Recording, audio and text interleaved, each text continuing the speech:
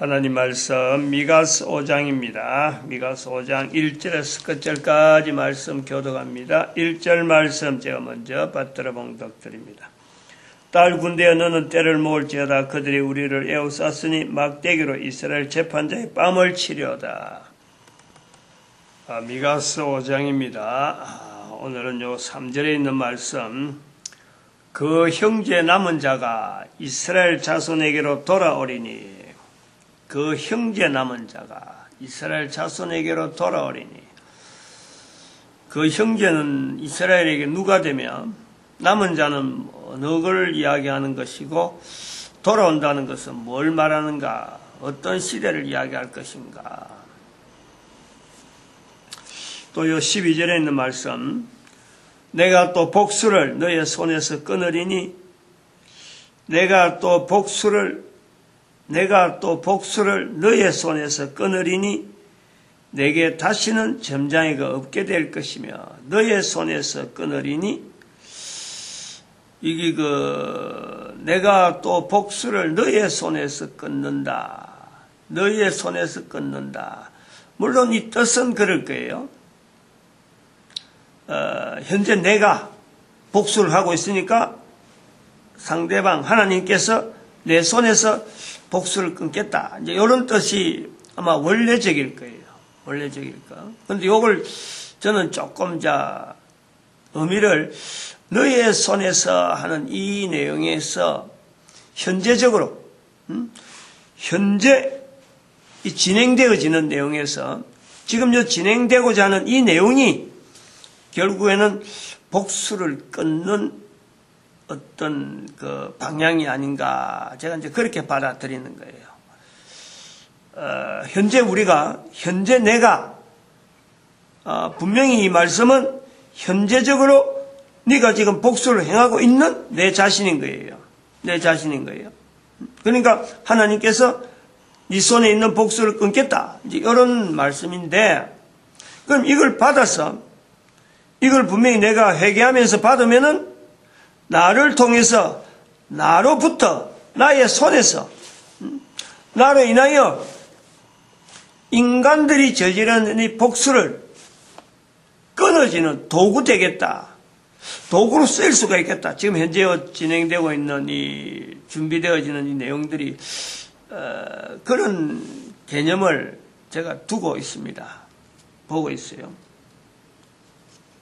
복수를 너의 손에서 끊는다 하는 이 표현이, 그러면은 이 3절에 있는 말씀에 남은 자가 이스라엘 자손에게로 돌아온다, 이게 아니잖아요. 그 형제 남은 자라. 그 형제. 이스라엘 이스라엘에게서 형제란 누굴까? 이스라엘이니까 당연히 야곱으로서, 이스라엘이 야곱이니까 형제 같으면은 에서입니다. 또 한편으로는 이스라엘에 그럴 때 야곱을 이스라엘에 하는 건 아니란 말이야.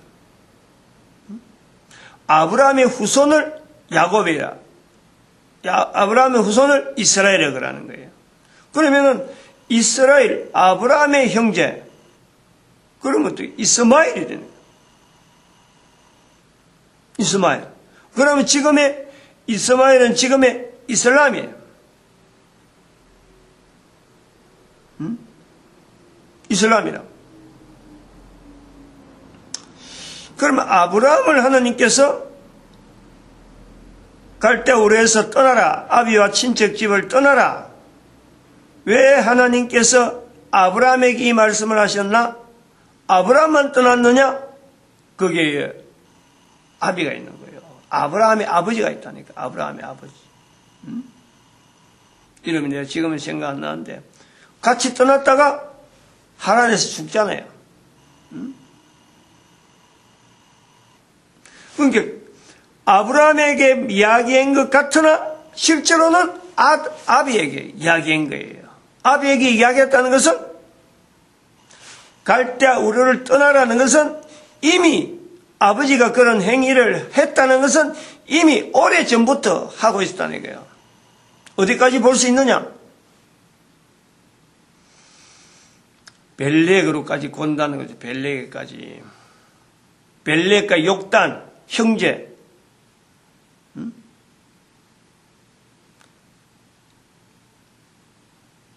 분명히 벨렉과 욕단이 같이 동행하다가 그 파미르 고원 거기에서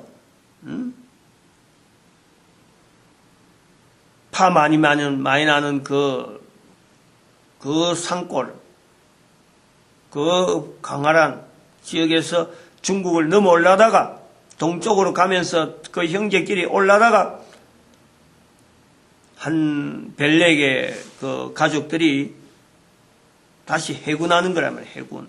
욕단은 끝까지 가야 된다요. 간 거 지금 온 것이 대한민국까지 왔다는 거 아니에요. 만주 땅까지 왔다는 거예요. 그럼 그 형제, 남은 자,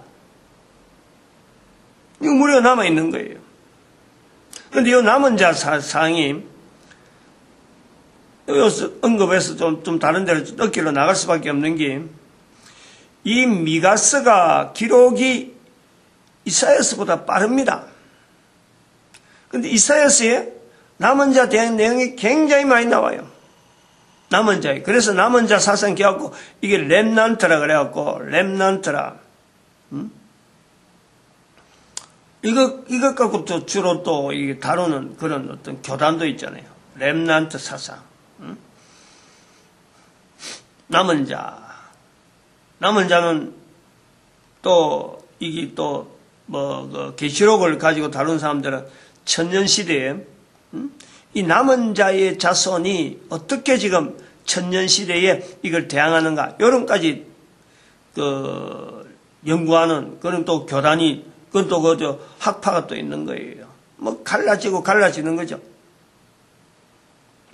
이 전체적인 걸 한번 구조를 한번 보는 거예요. 남은 자는 야곱의 형제로서 남은 자가 이스라엘, 그러면 유다, 당시엔 또 좀 지나면 전 남북 유다가 되는 거예요. 남북 유다와 이스라엘, 여기서 또 형제가 되는 거예요. 그 앞으로 가면은 아브라함의 이스라엘의 형제, 조금 앞으로 가면은 그 전제도 가면은 에스가 되고, 그 다음에 아브라함의 형제, 그 다음에 또 이스마엘 되니까 지금의 이스라엘이 되는 거고, 그 다음에 조금 더 앞으로 가서 벨렉과 욕단 그 형제 남은 자 가면 대한민국 대하고 지금 온 인류를 지금 준비하는 열방의 선제가 나온단 말이에요. 그런데 조금 지나가면은, 앞으로 아니고 더 지나가면은 이사야에서, 미가서에서 이젠 조금 더 지나면은 미가서 전체를 볼 때는 바로 남북 이스라엘, 북쪽이 이스라엘, 남쪽이 유다, 이렇게 형제가 되는 거예요. 그리고 조금 더 들어가면은 또 더 이스라엘을 지나고 예레미야를 지나면은 형제 개념이 바벨론에 포로 갔던 사람들, 남아있는 사마리아, 이래 되는 거예요. 바벨론 포로 간 유다, 그 다음에 땅에 남아있던 이 사마리아 사람들, 이래 된단 말이에요. 예수님 시대에 들어오면은 성전에 들어갈 수 있는 사람, 성전에 들어가지 못하는 사람, 이방인과 또 하나 구분이 되는데, 성전에 들어가는 것은 또 모든 유대인들은 다 들어갈 수 있는데 이방인도 성전에 들어갑니다. 들어갈 수 있는 이방인이 있는데 그게 에스겔서에 분명히 언급되어 있어요. 몸과 마음에 할례받지 못한 이방인은 못 들어간다 했는데 예수님 당시에는 이 이방인들을 전부 다 못 들어오는 걸 해갖고 사도 바울이 이제는 그거 갖다가 붙잡히는 거예요. 그것 때문에 붙잡힌단 말이에요. 그러면서 이방인이라고 하는 이것이 바로 사도 바울을 통해서 나타난 것은 예수 그리스도를 통해서 믿는 이방인들, 이렇게 또 구분되어지는 게, 예수 그리스도 안에 있는 이방인, 예수 그리스도 밖에 있는 이방인.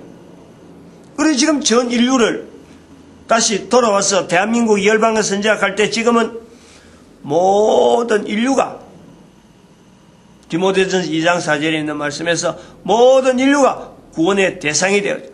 모든 인류를 말하는 남은 자라는 것은. 그럼 지금 2014년 현재에 앞으로 천년시대의 남은 자는 어떤 사람이 될 것이냐, 천년시대의 남은 자는 어떤 개념으로 발전할 거냐, 이걸 우리가 구상을 하는 거예요. 이게 그렇게 진행될 것이다. 남은 자라 하는 이 표현이 어떻게 되어지느냐, 아모스 9장 8절에 있는 범죄한 나라와 야곱의 집에 있는 자들, 요 사람들이 이제 남은 자가 되는 거예요. 남은 자가. 그래서 이 남은 자가 나중에 예수님 오시기 직전에는 어떤 상태로 되느냐, 분리되는 과정이 지금 천년시대라. 야곱의 집과 범죄한 나라가 이 두 가지로 분리되어지는 현상이 분명하게 인류사에서 완전히 두드러지게 나타나는 것이 바로 이 천년인데, 바로 그것이 범죄한 나라가 사탄의 정체를 드러낸, 분명히 사탄의 정체를 드러낸 현재는 교황이죠, 교황.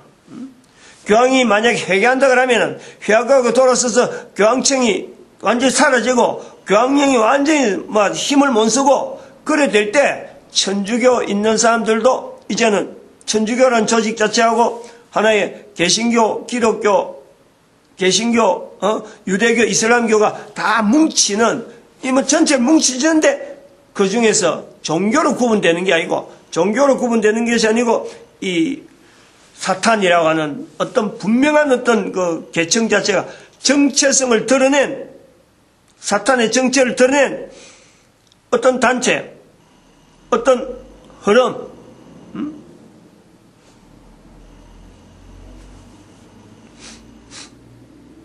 그 흘러가는 그 구조에 있는 그 사람들을 범죄한 나라라 보고 항상 그게 사탄과의 대항되어지면서 이 분리되어지는 이 야곱의 집, 이스라엘, 누리되는 거예요. 그럼 이스라엘이라고 하는 이 자체가 계속 야곱의 집이니까 계속 가잖아요. 계속 가는데 야곱의 남은 자, 형제, 그 형제 남은 자, 바로 3008년 되면은 이 두 가지가 완전히 분리되면서 이제는 사탄의 원 형태가, 원 어떤 그 힘이, 그때는 계시록 20장 2절에 있는 대로 1000년이 지나니까 1000년 동안 잠깐 옥에 갇혀 있는 이 사탄의 어떤 이제 정체가 드러낸단 말이에요. 완전히 이제 그때는 전투, 대립관계, 사탄의 어떤 세력으로 해서 대립관계 되어질 때 계속해서 이 남은 자가 여러 형태로 남은 자가 계속 가는 거예요. 거기서 이 남은 자 속에서 이들이 예수 그리스도 오실 때쯤 되면은 상대에 있던 인간이란 인간은 사탄에서 다 떠나가지고 이들에게 돌아오는, 남은 자에게 돌아오는 그 이스라엘이 되어지는 거죠. 야곱의 집이 계속 간단 말이죠. 그 후손들을 그럼 누가 준비할 거냐? 오늘 우리가 준비해야 돼, 우리가. 그 후손들을 준비하는 거예요. 그 후손들을 준비하기 위한 우리가 지금 현재 있다. 저는 그래 보는 거예요. 그러니까 내 한 사람이 이 내용에 대한 내 자손에 대한 이 개념이 분명하면은 언제부터 이걸 준비시키느냐? 뱃속에 있을 때부터 아이가.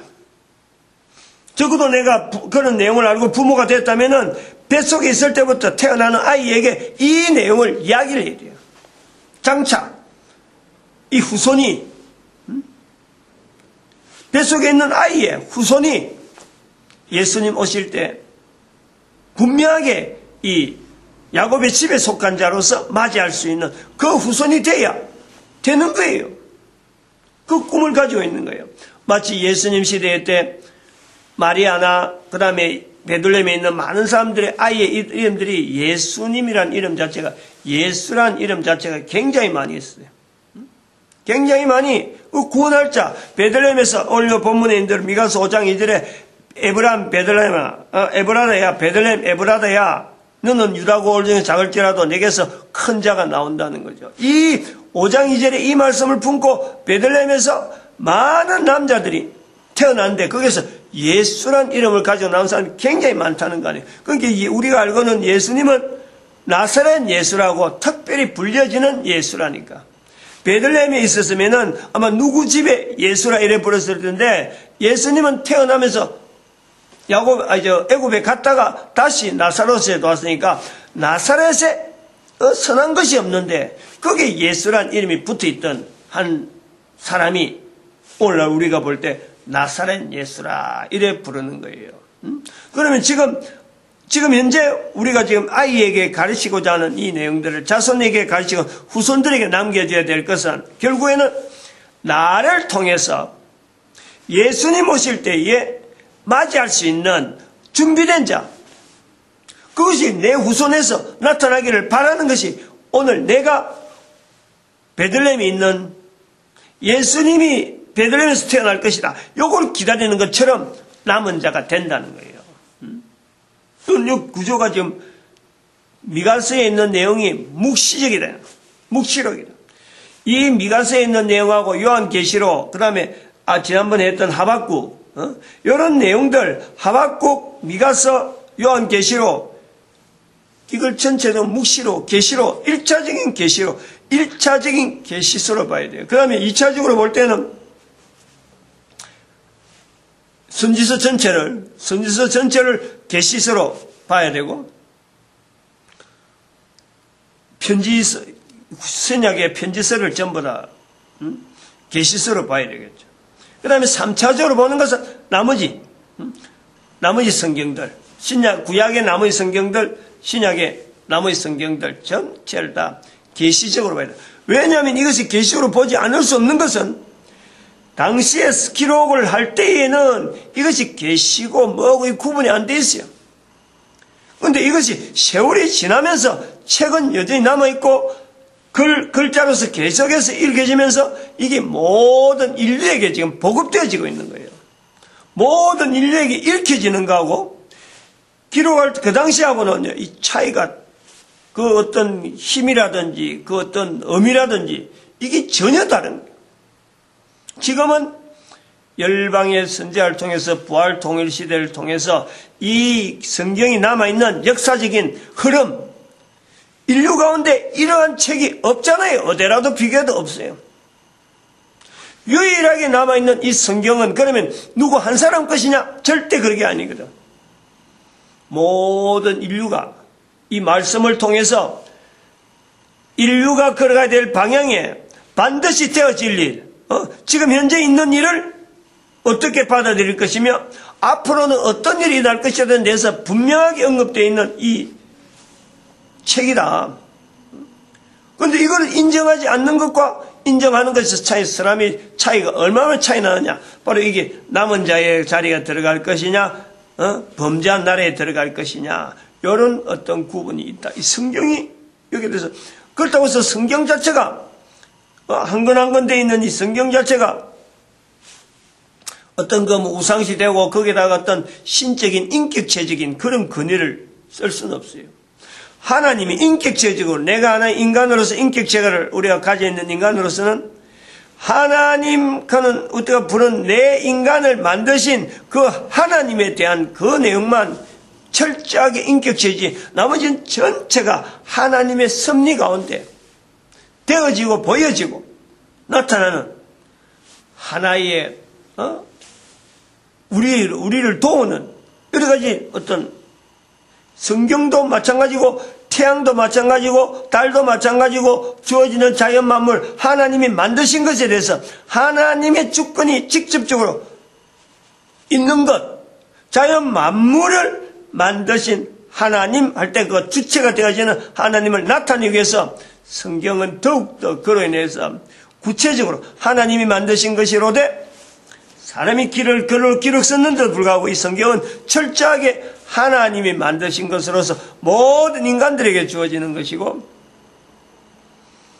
우리 인간이 도무지 해석하고 상상하고 이 내용을 다 안다고 해서 이게 하나님을 다 안다, 그거는 절대 그럴 수 없어요. 다만 계시적으로 말씀하신 그 계시에 내가 지금 현재 어떤 위치에서 이걸 받을 것인가, 사람마다 그 작용하는 내용이요, 작용점이 다 다르기 때문에 이 말씀은 꼭 이렇게 해석해야 된다. 이 말씀은 꼭 이렇게 행동해야 된다. 이건 아무것도 없어요. 왜냐하면 시대가 다르고 상황이 다르고 다 달라요. 그러나 어느 누구든지 변하지 못한 그 하나를 누구든지 공통적으로 성경에서 꼭 가지고 있다면은 바로 인간에게 요구하시는 삼위 하나님에 대한 철저한 인식, 인정, 경배, 대상, 인격체로 나타내야 되고 내 자신이 어떤 위치에서 사탄과 하나님과의 관계에서 내가 어떤 위치에 있는 건가 하나님 앞에 회개할 수 있는 능력이 하나님에게 지어주는 인간과 사탄을 볼 때 인간 전체와 사탄 이 무리를 볼 때 사탄의 무리보다 인간이 한 단계 위에 될 수 있는 것은 인간은 하나님 앞에 돌아갈 수 있는 회개할 수 있는 능력이 사탄에게는 없는데 인간에게는 있다. 요거에 대한 철저한 인식. 그러니까 인간이라고 하는 이 대상자, 이 어떤 개체가 사탄과의 관계에서 피조물과 같은 피조물에서 사탄 쪽으로는 대항적인 자세를 가지고 만드신 창조주에게는 철저한 경배와 복종과 순응과 이런 자세를 보이는 내 삶에 모든 사람이 동일하게 그런 것을 전체적으로 살아가면서 국가면 국가, 사회면 사회, 그 속에서 사회가 온전하게 하는데 내가 도와줄 수 있고 내가 힘이 될 수 있는 것이 뭐며 또 인류가 전체 가는 방향에서 해야 될 일이 뭘까? 요거에 대해 고민하는 한 개체 성경을 해석하고 봐야 되는 건요 그 사람이 다 틀려요. 각 사람마다 다 틀려 행동이 다 틀릴 수 있어. 그러나 통일되는 것은 바로 이 부분은 어느 누구에게든지 이것은 동일하게 요구되어지는 이런 야곱의 집에 야곱의 집 단위로 가족 단위로 이걸 딱 붙잡아야 된다 이거지. 나라는 그냥 펌퍼짐하고 통치력을 가지고 힘을 쓰고 이렇게 전체적으로 우 가는 것 같으나 그 속에서 그 전체적으로 가는 것 속에서 그것이 바른 길이 아니고 결국에는 야곱의 집에 있는 이들이 걸어가는 방향 속에서 예수님이 오시는 방향은 여기가 맞는 거예요. 그럼 이 충돌이 나오는 거예요. 충돌. 그럼에도 불구하고 국가 단위에서 국가가 안녕을 기할 수 있는 그 요소를 늘 가지고 있는 힘, 그것이 바로 11조예요. 11조. 11조를 시행하는 거고 제가 크게 몇 가지는 이야기하고요. 이야기하는 개인적으로 할 수 있는 것은 뭐냐? 개인적으로 해서 11조를 하는 단위체가 형성되어야 된다. 너무 시간이 지났네. 마치겠습니다.